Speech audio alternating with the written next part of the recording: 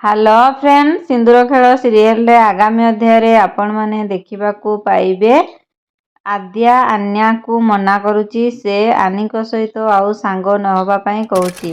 तेबे कोन पई से मना करुची काहे कि से सांग न होबा पई कहूची जानिबा पई वीडियोटी को शेष पर्यंत देखंतु। जदि चैनल रे नुआ आसीचंती चैनल को सब्सक्राइब कर दियंतु और पाखरे थिबा नोटिफिकेशन बेल को क्लिक कर दियंतु जहा फल सिंदूर खेल सीरियल रे आगामी अध्याय रे कौन हबो से सब विषय रे जानि परिबे।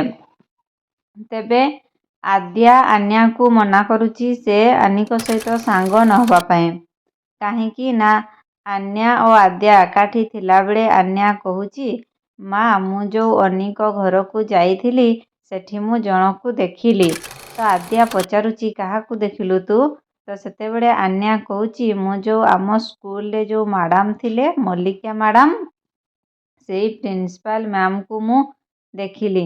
तो आद्या मने मने चिंता कला आन्या जदि प्रिंसिपल मैम को देखिले ताहले आनी को सहित तांकर एते सांग हवा उचित नुहे। से मते धमक देइथिले मल्लिका आद्या को धमक देइथिले से सांग न होबा पई तेणु करी से कथा मने पकोची और आद्या आन्या को कहूची जे ताहले तू आनी को सहित एते सांग हबु नाही। कौन सतरे आन्या आनी को सहित सांग हबो नाही।